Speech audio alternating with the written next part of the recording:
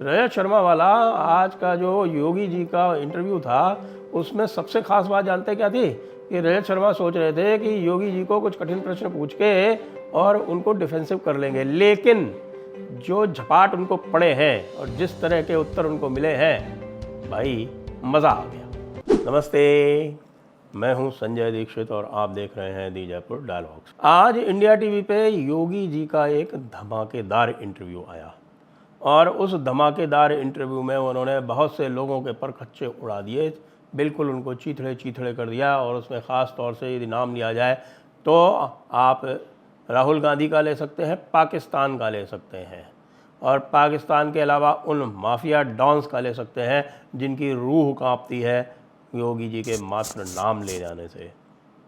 लेकिन सबसे जो तगड़ी बात जो आई सामने वो पाकिस्तान के मुतालिक ही आई, क्योंकि पाकिस्तान के मुतालिक रजत शर्मा ने उनसे ये प्रश्न पूछा कि भाई आपका पड़ोसी मुल्क जो है वो कहता है कि हम जो है वो एटम बॉम्ब दाग देंगे। बल्कि उन्होंने ये बात जो है वो मणिशंकर अय्यर के हवाले से कही, क्योंकि मणिशंकर अय्यर को पाकिस्तान वाले बोलते रहते हैं कि हम एटम बॉम्ब दाग देंगे, भाई हम एटम बॉम्ब दाग देंगे। ये नहीं बताते कि उनका एटम बॉम्ब जो है वो अमेरिका के यहाँ गिरवी पड़ा हुआ है, उसके कोड जो है और उसका जो ऑपरेशन सारा प्रोसेस है वो अमेरिका के हाथों गिरवी है। तो जिस दिन भी चलेगा उस दिन हमें पता चल जाएगा कि वो अमेरिका ने चलवाया है। अमेरिका को भी ये पता है कि हमें पता है, इसलिए उनकी भी हिम्मत होती नहीं। उनको पता है कि अब हमारे पास जो है वो इंटरकॉन्टिनेंटल बैलिस्टिक मिसाइल है जो अमेरिका तक मार करती है। तो योगी जी ने वही कह दिया कि भाई हमारे वाले एटम बॉम्ब क्या फ्रिज में रखने के लिए हैं। ये सबसे बड़ी पंचलाइन थी आज की कि क्या भारत का जो एटम बॉम्ब है वो फ्रिज में रखने के लिए है कि साहब पाकिस्तान एटम बॉम्ब चला देगा तो हमें बड़ी दिक्कत आ जाएगी। और मणिशंकर अय्यर और जो पूरा जो अपोलोजिस्ट बैठे हुए हैं कांग्रेस में, उनको यही हर वक्त सुझाई देता है कि भाई हमें जाकर पाकिस्तान के साथ में समझौता कर लेना चाहिए, हमें पाकिस्तान के आगे नाक रगड़नी चाहिए और कहिए कि हुजूर आपने हमारी मोहब्बत कबूल नहीं की, हम तो अब जीते जी मर जाएंगे। ये नहीं होता है ना। ये आपको पता है प्रधानमंत्री ने भी इंगित कर ही दिया। प्रधानमंत्री ने तो इससे भी अधिक स्पष्ट बोल दिया था कि भैया हमने तो पाकिस्तान वाला खाता ही बंद कर दिया है और पाकिस्तान वाली जो डेस्क है उसके ऊपर लगा दिया लॉक हमारे फॉरेन ऑफिस में, और अब हम पाकिस्तान के बारे में सोचते ही नहीं हैं। उन्होंने वो अपने 2 जून के आटे का हिसाब कर ले। उसी को योगी जी ने और भी तगड़ा बता दिया कि भाई देखिए हमारी जो स्थिति है वो बिल्कुल क्लियर है। अव्वल तो हम छेड़ेंगे नहीं, लेकिन अगर कोई हमको छेड़ेगा तो हम छोड़ेंगे नहीं और हम घुस के मारेंगे, इसमें किसी को अब शक होना नहीं चाहिए। अब ये जब घुस के मारने की बात होती है ना, तो ये केवल आजकल जो है आजकल के संदर्भ में वो केवल बालाकोट और उड़ी तक सीमित नहीं है, क्योंकि अब तो पूरी दुनिया कह रही है कि ये जो सारे मारे जा रहे हैं वहाँ पे, कल ही एक और मारा गया, ये जो सारे मारे जा रहे हैं उसमें कहीं ना कहीं भारत का कोई हाथ है। अब हाथ हो या ना हो, लेकिन अगर तुम क्रेडिट दे रहे हो तो आज का जो भारत है, जो नया भारत है, वो उस क्रेडिट को मना नहीं करेगा। वो कहेगा देते जाओ, हमें क्या अंतर पड़ता है। उससे तो बहुत सारे हमारे उद्देश्य सिद्ध होते हैं। हमारे कौन से उद्देश्य सिद्ध होते हैं? आपके जो मिलिट्री रैंक्स हैं नीचे वाली, उनमें कन्फ्यूजन फैलता है।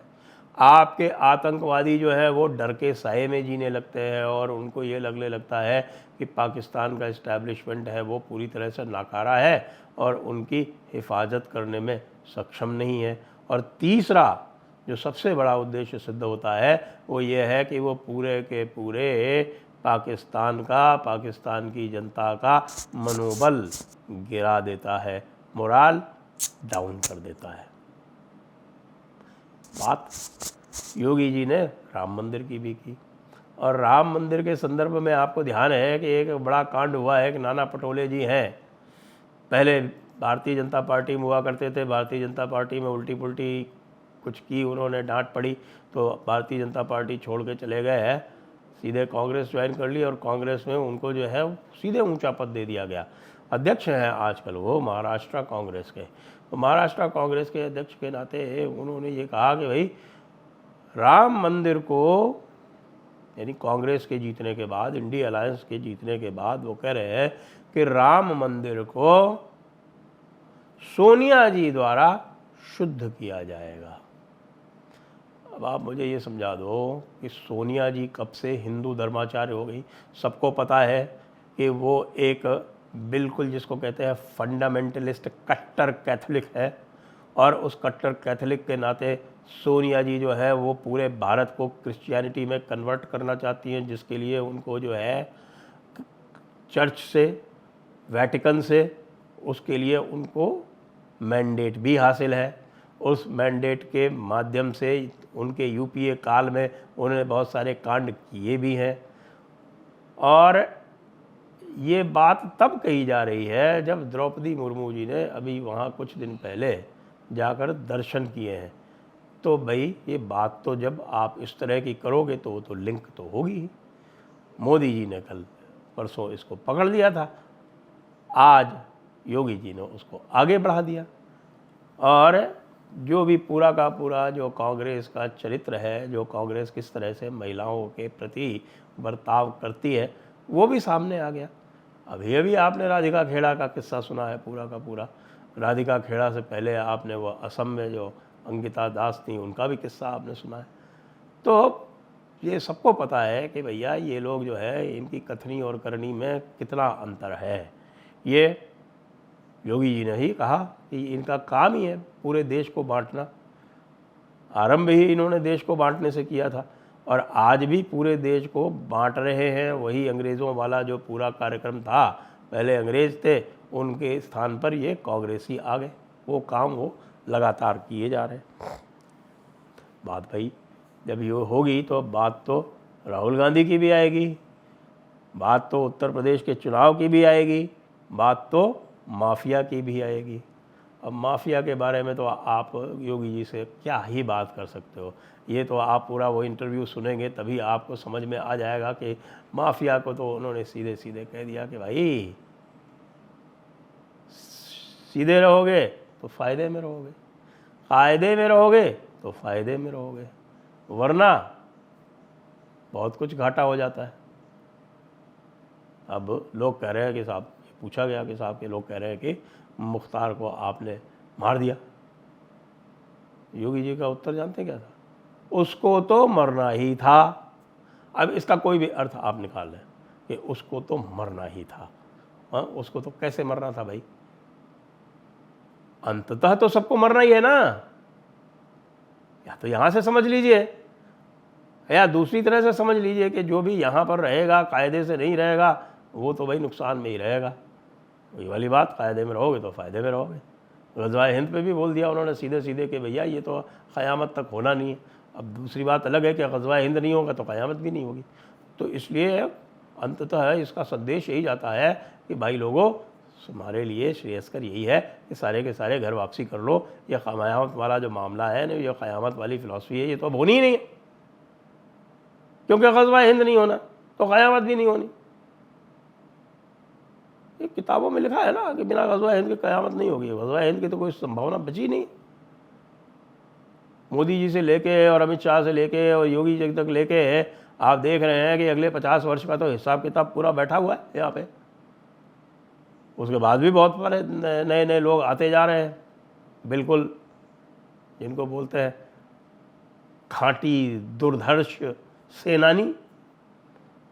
और ये तो अब पूरा का पूरा, ये पूरी की पूरी सदी, ये पूरी शताब्दी तो हिंदुओं की रहने वाली है। ये मोदी जी ने पहले बताया था, योगी जी ने आज तो उसको और भी अधिक स्पष्ट कर दिया। राहुल गांधी क्या करेंगे रायबरेली में, राहुल गांधी क्या करेंगे भाई अमेठी में, क्या होगा उत्तर प्रदेश के चुनावों में, क्या होगा।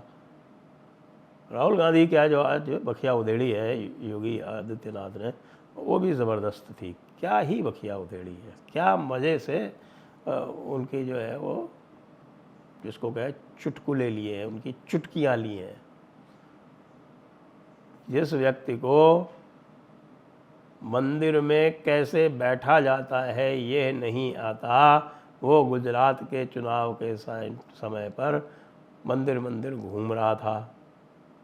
उसके पास इतना समय नहीं है कि वो राम मंदिर आ जाए। राम और शिव में वो भेद करता है। उसको यह नहीं पता कि भगवान राम ने रामेश्वरम में शिवलिंग की स्थापना की थी। उसको रामेश्वरम कहा जाता है, यानी राम के ईश्वर। शिव जी जो है वो राम के ईश्वर हैं। और आपको पता है तुलसी रामायण में तो लिखा ही है साफ साफ, शंकर प्रिय मम द्रोही शिवद्रोही मम दास, ते नर करहि कल्प भरो घोर नरक महवास। तो ये कार्यक्रम जो राहुल गांधी ने चलाया कि शंकर और राम में भेद उत्पन्न कर दे, ये तो कहीं से भी चलने वाला है नहीं।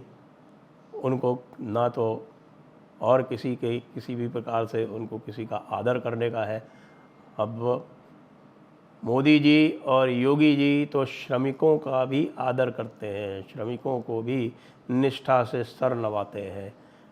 अब योगी जी का ये जो संदेश है, विशेषकर माफिया के लिए, पाकिस्तान के लिए और ग़ज़वाए हिंद वालों के लिए, वो अब गली गली गूंजेगा। और जब वो गली गली गूंजेगा तो आप सोच लीजिए उत्तर प्रदेश में इंडी अलायंस का क्या होगा। मुझे तो उनकी बेचारों की 5-6 सीट आती भी मुश्किल दिख रही है। जय हिंद, जय भारत, वंदे मातरम। सभी नए व्यूअर्स से अनुरोध है कि वे कृपया जयपुर डायलॉग्स को सब्सक्राइब करें, और जो पुराने व्यूअर्स हैं और उन्होंने सब्सक्राइब नहीं किया है वो भी सब्सक्राइब करें, और अपने मित्रगणों को, अपने जान पहचान वालों को भी जयपुर डायलॉग्स का कंटेंट रेकमेंड करें और सब्सक्राइब कराएं।